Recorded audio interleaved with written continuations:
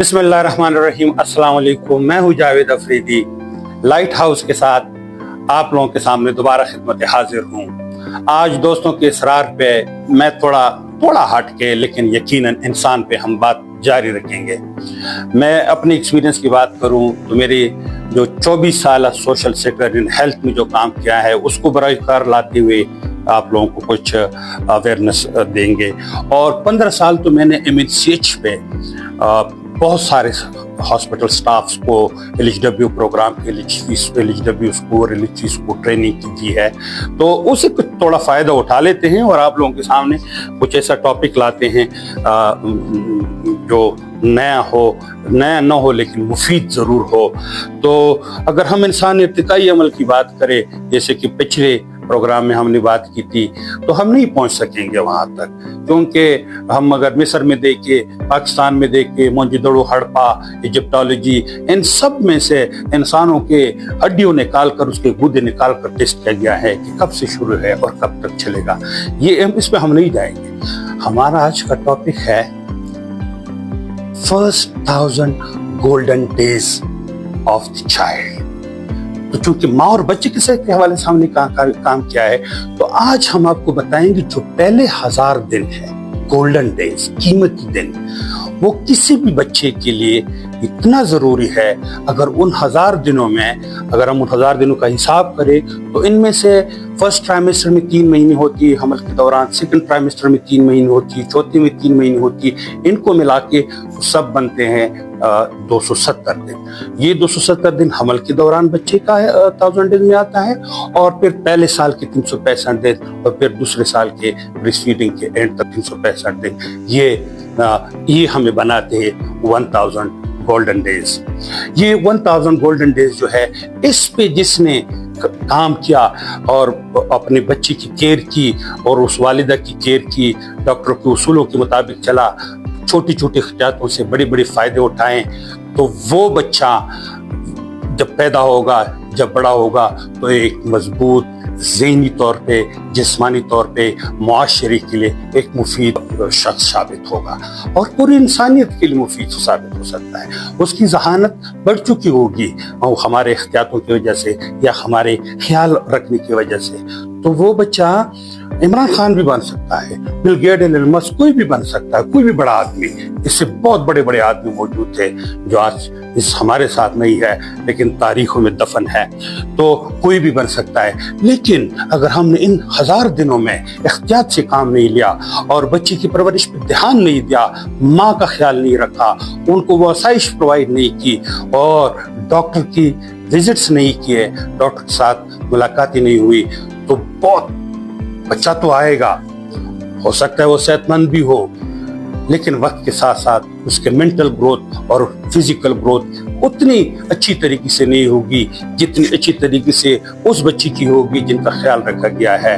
تو اس سے آپ ایک انسان تو پیدا ہو سکتا ہے، ایک معاشرے کے لیے ایک انسان تو مل جاتا ہے، لیکن وہ اس معاشرے کے لیے کتنا مفید ہوگا، یا انسانوں کے لیے کتنا مفید ہوگا، یا اپنی فیملی کے لیے کتنا مفید ہوگا، یہ ہم نہیں کہہ سکتے، کیونکہ اس بچے کی پرورش میں بہت سارے مسئلے وقت کے ساتھ ساتھ آئے ہو چکے ہوتے ہیں۔ اگر ہم حقیقت پہ آئیں اور فیکٹس دیکھیں پاکستان میں ماں اور بچے کی صحت کے حوالے سے، تو ڈراؤنے ہیں۔ ہم بڑی مشکل سے افریقہ کے کچھ ممالکوں سے اور افغانستان سے ماں اور بچے کی صحت شرح اموات اور شرح امراض میں شاید اچھے ہو، لیکن پھر بھی خطرناک حد تک ہمارے پاس حقائق ہے۔ پاکستان میں 20,000 بچے، قریباً 20,000 بچے روزانہ پیدا ہوتے ہیں، جو کوئی 72 سے 76 لاکھ کے قریب بنتے ہیں، اور ان بچوں میں بدقسمتی دیکھے ہمارے معمولی غلطیوں سے، معمولی احتیاط نہ برتنے کی وجہ سے 5000 بچے پر ڈے ہم مر رہے ہیں، ان کے MMR ریشو بڑھ رہی ہے، اور اس طرح وہ اگر ہم سال کی بات کریں تو ہم 18 لاکھ بچے ضائع کر دیتے ہیں۔ ان 18 لاکھ بچوں میں کتنی مائیں ہم نے ضائع کی، کتنی محنت اور کتنا ہمارا کوشش، اور کتنی ہم نے ایک خوبصورت جس کو بیٹے کی شکل میں اللہ نے نعمت قرار دیا ہے اور بیٹی کی شکل میں اللہ نے اس کو رحمت فرمایا ہے، وہ 18 लाख बच्चे हम ज़ाया कर रहे हैं। अगर हम खवातीन की बात करें तो 1 लाख डिलीवरी में 186 खवातीन मर जाती है। ये कोई ऐसा काम नहीं है कि कोई बड़ा नॉर्मल काम है और ज़रूरी है कि इसमें तकलीफ इतना उठाए बंदा कि मर जाए। ज़मानों से चले आ रहे हैं, बच्चे पैदा होते रहे हैं, परवरिश होती रही है, लेकिन एक चीज़ थी, खुराक उनको अच्छी मिलती थी, खुराक प्योर मिलती थी, और ख़ास करके वो सेकंड और थर्ड ट्राइमेस्टर में जो एक्सरसाइज की जरूरत होती थी वो करते थे। जब से मैंने बात शुरू की और हम बात कर रहे हैं, आप यकीन जानिए 1 से 2 खवातीन इस वक्त में डिलीवरी या ज़च के दौरान फौत हो चुकी होगी। और फौती की और भी बहुत सारी वजूहात है, जिसे हमने एक रिसर्च स्टडी की थी, जिसको हम 4Ds कहते हैं या 4 टाइम डिलेज कहते हैं। उस रिसर्च स्टडी में मैं शुक्रिया अदा करता हूँ वसीन फाउंडेशन का और HSSRU का, क्योंकि मैंने भी इस स्टडी में हिस्सा लिया था। इसमें हमने सैंपल इकट्ठी किए थे उन खवातीन की जिनके बच्चे ज़ाया हो गए थे। हमने उनसे वजूहात पूछी थी, और जो खवातीन ज़ाया हो गई थी उनके रिश्तेदारों से वजूहात पूछी थी। तो आप हैरान होंगे, जो 4Ds है उसमें जो फर्स्ट डी है वो डिले इन द डिसीजन, के खातून को तो तकलीफ है, वाटर ब्रोक हो चुका है, पानी बह रहा है, खून बह रहा है, लेकिन फैसला करने वाला घर में वो है जिसको तकलीफ नहीं है। शायद वो सास हो, शायद वो माँ हो, शायद वो हस्बैंड हो। उनको फैसला करने का जिसको फैसला करना चाहिए वो खुद तकलीफ में है। सब लोग कहते हैं, हमारे जो सोसाइटी और कल्चर की बात है, कहते आराम से घर में हो जाएगा, किसी को पता नहीं चलेगा, खर्चे से बच जाएंगे, बहुत सारी चीज़ों का वो एहतियात करते हैं। लेकिन उस डिले में बहुत सारा खून ज़ाया हो चुका होता है और खातून को हम मौत के नज़दीक से नज़दीक ले जा चुके होते हैं। ये क्योंकि एक ऐसी डिलीवरी होती है जिसको हम नॉर्मल डिलीवरी नहीं कहते, तो इनको ऐसे हॉस्पिटल में वक्त पे ले जाना चाहिए जहाँ पे ब्लड बैंक हो, जहाँ पे OT हो, जहाँ पे कोई गायनेकोलॉजिस्ट हो। तो उस डिसीजन में जो वक्त लगता है बहुत सारा खून ज़ाया हो चुका होता है। फिर दूर दराज इलाकों में खवातीन हैं जिनके लिए हम ये प्रोग्राम कर रहे हैं, उनके लिए मसला है फिर गाड़ी का पैदा करना। तो गाड़ी पैदा होना फिर दूसरा डिले बन जाता है कि कोई गाड़ी मिले तो अस्पताल पहुंचे, उसमें दूसरा डिले बन जाता है। तीसरा डिले हमारे रोडों की और सड़कों की सूरत हाल क्या है, रश होता है, रोड बंद हो सकता है, खुदा ना खास्ता कोई ना खुशगवार वाक़या हो सकता है, कोई खुशगवार वाक़या भी हमारा रास्ता रोक सकता है। तो वो तीसरा डिले है कि हम रास्ते में आते आते कितना वक्त ज़ाया कर देते हैं, कितनी नज़दीक ले जाते हैं मौत के करीब बच्चे को और माँ को। फिर ये चौथा डिले जो है वो है हम हॉस्पिटल पहुँच गए, लेकिन आपको पता है सिस्टम है, कोई OPD की तरफ भाग रहा होता है, कोई खातून को गायनेकोलॉजी की तरफ भाग रहे होते हैं, उनकी रजिस्ट्रेशन नहीं हुई होती है, कोई जानता नहीं है उसको पहले से, तो वहाँ पे डॉक्टर पहुँचते पहुँचते कितनी देर लगती है। ये चौथा डिले है, इट्स अ 4th टाइम पहुँचने में नाकाम हुए। तो इन डिलेस की वजह से बहुत सारे माओं और बच्चों के अमवातें होती रही है। जब कंसीव हो जाए बच्चा, जब पता चल जाए खातून को कि मैं उम्मीद से हूँ, खुशी की बात है, और तो उसको तो पहले यकीनन ये कंफर्म करना चाहिए कि सचमुच में आप ज़ची में हैं, हमल में हैं, तो आप डॉक्टर को विजिट करें। डॉक्टर्स ज़्यादातर पहले 3 महीने के हमल में खवातीन में हार्मोनिक चेंजेस होती है, बहुत सारे मसाइल होते हैं, चीज़ें कभी पसंद करती, कभी नहीं पसंद करती, कोई चीज़ ज़्यादा लगती है तो बुरी लगती है। तो हम कोशिश करेंगे, जो वहाँ एहतियात करनी पड़ेगी, डॉक्टर से जाने से पहले हमें ये एहतियात शुरू कर देनी चाहिए कि उसको ज़्यादा आराम दे, उनको ज़्यादा खुराक दे, वो एक वक्त में शायद ज़्यादा खुराक न खा सके, तो वक्त पे थोड़ा थोड़ा करके उनको मुख्तलिफ खुराकें दें। खुराक में कोई कतान नहीं है, सब कुछ आप दे सकती है। उनको खुराक प्रोवाइड करे, उनको वक्त पे आराम दे, तशन्नुस से बचाव का टीका ज़रूर लगाए, क्योंकि अगर आपने तशन्नुस से बचाव का टीका नहीं लगवाया तो जो आने वाला बच्चा है वो 1000 गोल्डन डेज के अंदर ही हमें पता चल जाएगा कि उसको जटनियों की बीमारी है। तो इन जटनियों बीमारी से बच्चे की तशन्नुस का टीका जरूरी है। इसके अलावा हमें देखना चाहिए कि अब खातून के खून की कमी तो नहीं है, क्या एनेमिक तो नहीं है, क्या ओडेमिया तो उसको नहीं है, क्या पाँव में हाथों में सूजन तो नहीं है। ये सब खतरनाक अलामात है।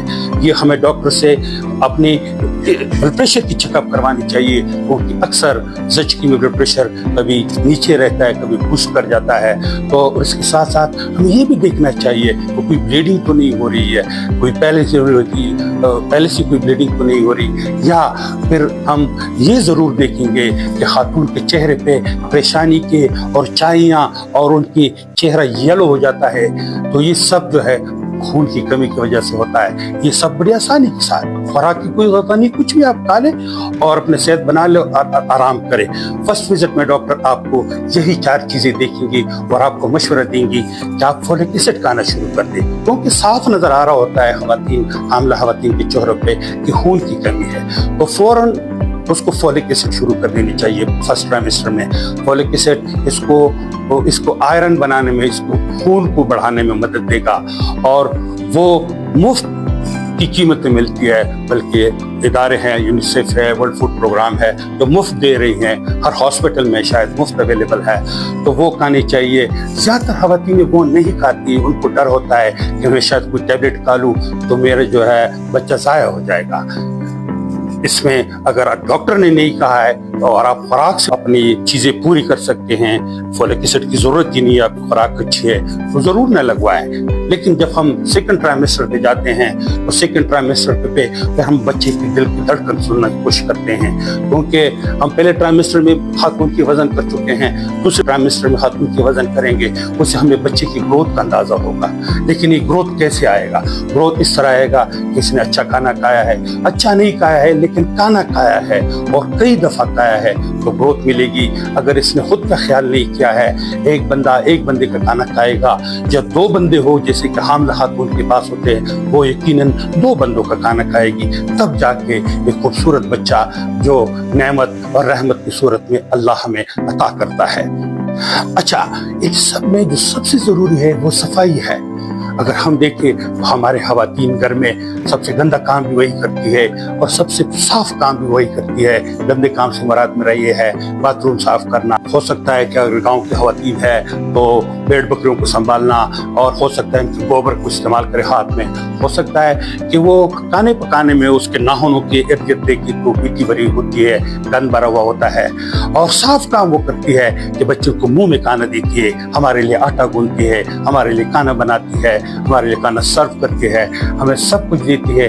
अगर वो इस गंदे और साफ के दरमियान एक दीवार बना दे, वो है कोई 60-70 रुपए का एक साबुन हो, और आप हाथ धोए, खुद को साफ रखे, तो आप भी बचेंगे और आपके साथ होने वाले लोग भी बचेंगे, और यकीनन बच्चों पे इसके सबसे बड़े असरात होते हैं, वो भी बचेंगे।